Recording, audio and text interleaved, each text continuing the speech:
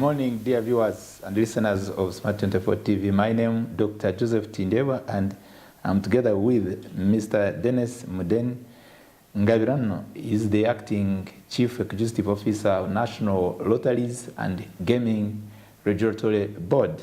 I hope everyone outside there, you are having a blessed weekend, as we wish you to have it. And we'll be having a discussion you cannot afford to miss at all, which is entitled Realities of Global Lotteries and E-Job Opportunity Search. And we'll be having the major question: how effective can lotteries and e-job recruitment improve economic livelihoods? And in our discussion, we'll be looking at a number of areas so keen to for you Ugandans to get, number one, awareness, and over there, outside there, wherever you are, the background of lotteries, regulatory framework, and we'll also join together with our colleagues from the National Lotteries and Gaming Regulatory Board to partner with them to create awareness of how this, the gaming, the lotteries, and other questions that will emerge during our discourse. It's a pleasure to have you, sir. Kindly greet the viewers. Thank you, Doctor. Good morning, and good morning to you viewers. I'm glad to be here to share about the gaming board. Thank you. Wow. You've come at a time when many Ugandans have been pondering about whether the participation into lotteries and gaming, and as well in a situation where the search for improved economic livelihoods is a day-to-day call. Everyone wants to have a better livelihood. The understanding of global lotteries, the understanding of gaming seems to be in need of much more understanding how and when one should participate in such. I would like to give you this opportunity to give us the background of, especially in Uganda. This is a global conceptual, activity to look at in Uganda. When did it take off, and all that entails with the lotteries, and as we will much as look at how it may either improve on the economic livelihoods and on the national economy. It's a pleasure to have you, sir. Thank you, Doctor, once again. I'll need to put a few things in perspective, but allow me start with a history of gambling. Yes, sir. The facts available indicate that gambling dates back to the 2300 BC. 23? Yes, and some of the games like blackjack, poker, roulette were developed in the 18th century. And the first slot machine was developed in the late 1800. And online gambling, which is now popular here in Uganda, started in the Caribbean in 1994. So what I'm trying to show is gambling or betting, whatever you want to call it, has been with us for a long time. Getting to Uganda, before the establishment of the National Lotteries and Gaming Regulatory Board, which was established through an act of parliament, which is the Lotteries and Gaming Act 2016, the gaming industry was being regulated by a 1967 act. Given the fact that gaming spread so fast for various reasons, including technology, government realized the need to establish a dedicated regulator to regulate this fast-growing industry in 2016. And the National Lotteries and Board started its work in 2017.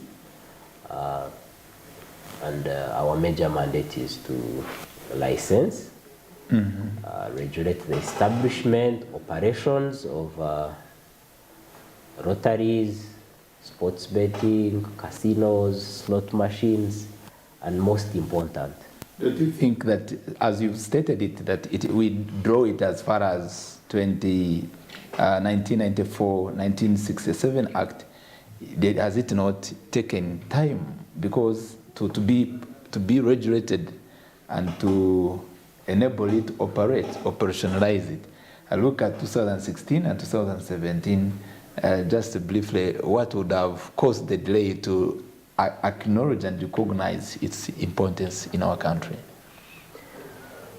Well, before the 2016 Act,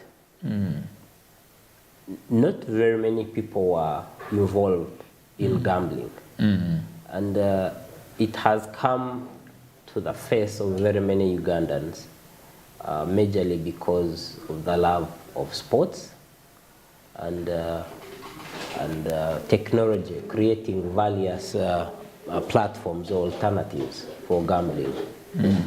And I think the government acted fast to introduce the Lotteries and Gaming Act 2016 after realizing that there was a need to have this sector well regulated. You can proceed on giving us the background, and we'll look at how we are faring by the time it came into existence, and maybe whether we are able to appreciate the establishment of your board to guide Ugandans who may be interested into this kind of participation.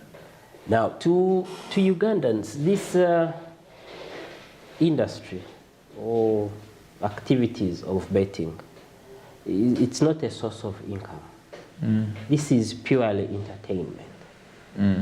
So to urge Ugandans to participate. It's not a source of income. It is not a source of income. The old people believe that when you enter into this, you are going to get it. The first time we are moving on together. The first time I came to learn on this, there was a time when there was a campaign on Get Rich Quick.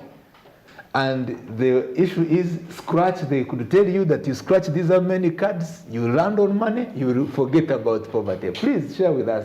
Well, I would like to put this in perspective.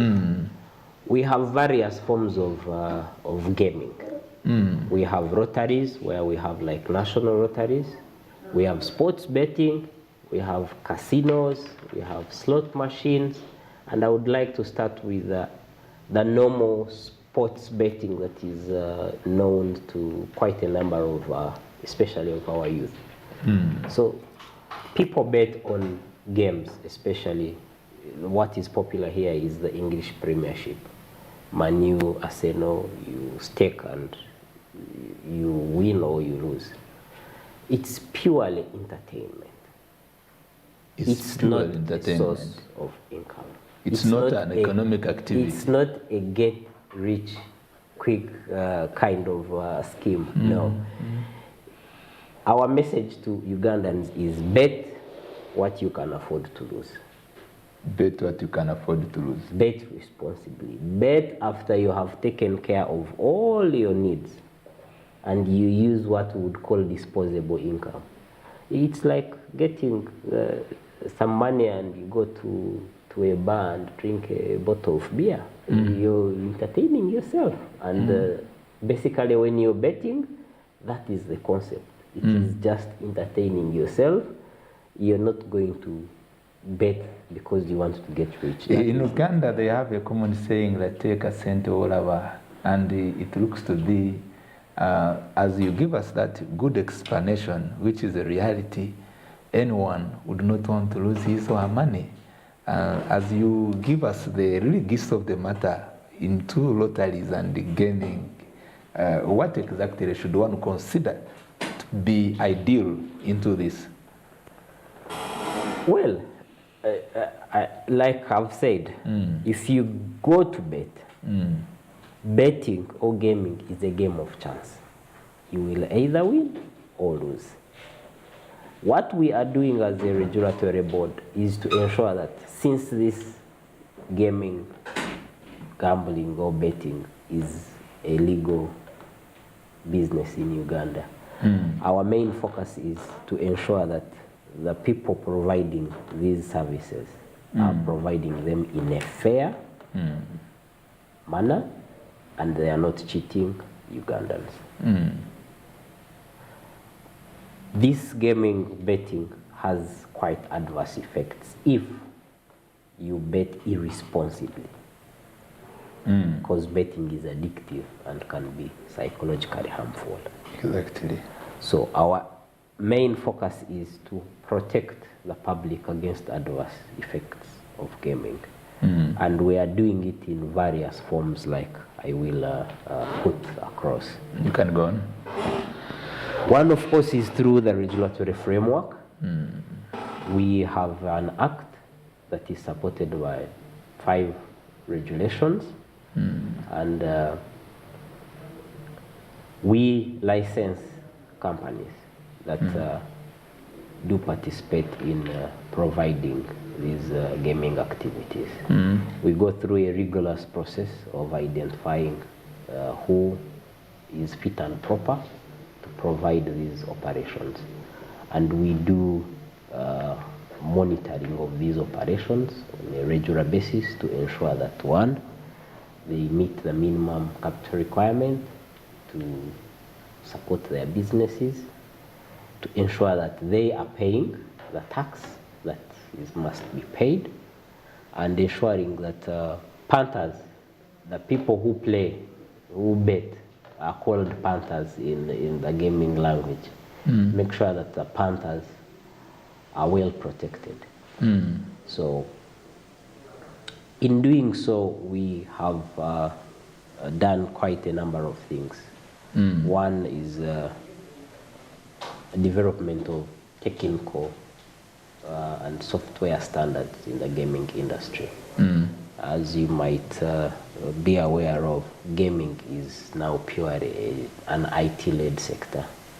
IT-led sector. All operators providing these services are leveraging on technology to provide their services. So, as a gaming board, we realize there is a need, and also the law mandates us to develop these standards to ensure that there is effective player protection and effective revenue collection.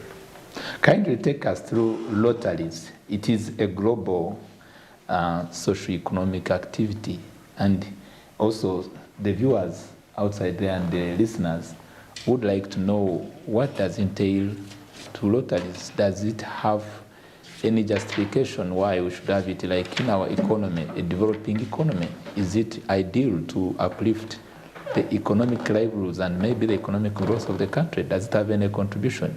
The background of it and the general perspective of Lotteries. Yeah, thank you. I'll start with what our law defines a national lottery as. The law, our Lotteries and Gaming Act, defines a national lottery as a means to conduct. A lottery means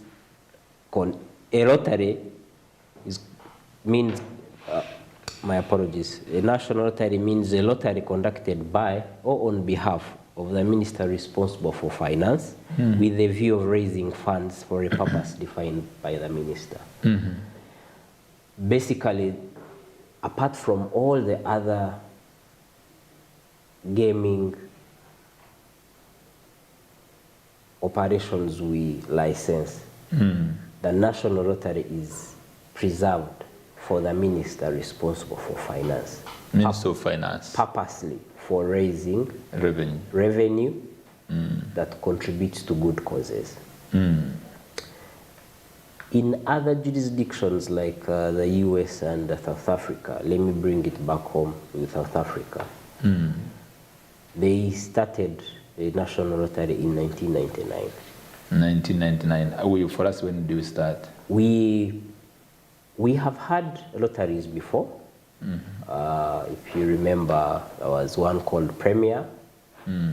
We had one run by a company called MENA, which was from, I think, 2015 up to 2020, and not as successful as it should have been. But we intend to start one, preferably next year. And this is geared to basically collecting revenue that contributes to good causes. In Rwanda, they have started a national Rotary called Inzonzi. And the main focus is sports development. Basically, the percentage of the proceeds from the national Rotary is going to focus on sports development, where they also focus on creating jobs for the youth. So the gains are deposited or allocated to sports? Yes. Okay. Yeah. In the case of South Africa, which we have benchmarked on and is quite successful, they have an annual turnover of an equivalent of 1.8 trillion Ugandan shillings. And since 1999, they have had about 30 billion rands, which is an equivalent of about 7 trillion Ugandan shillings, being contributed to various good causes, including charities, sports, arts and culture, and they have a fund called the Miscellaneous, which basically focuses on unforeseen calamities like floods and that kind. So basically, in our country here, we are focusing on running a national Rotary to specifically also contribute to sports infrastructure development, specialized health infrastructure, and arts and culture. Who qualifies to participate, and how can one participate? Of course, to run a national Rotary, we did run some adverts for people who had the requirements to run it on behalf of the minister. We are in the process of identifying an operator to run it. So this is an ongoing process, and we hope that by next year we'll have concluded the process.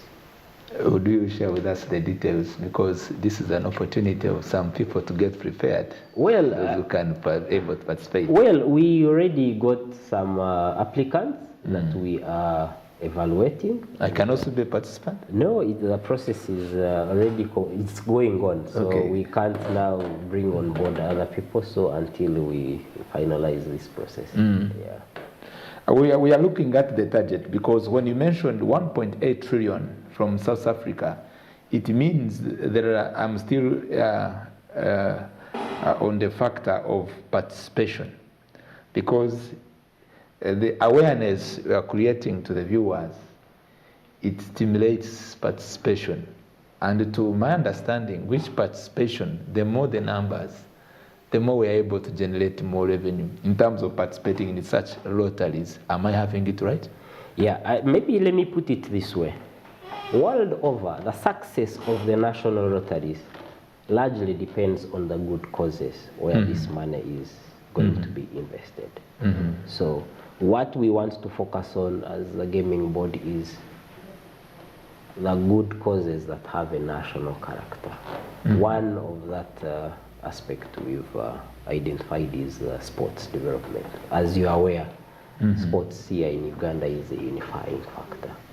So, and there is need for us to also develop our sports infrastructure to start competing with other countries that host, for example, the African Cup of Nations. I mean, why wouldn't we prepare ourselves to, in the near future, also host the World Cup? So through such a national Rotary, this is something that we can achieve, because we've seen in other jurisdictions, the approach is, can we, through a national Rotary, fundraise for good causes that basically benefit each and everyone in this country? And that is the focus, especially on the national Rotary. Yeah, the other forms of betting are run by multiple operators that have the private registered persons.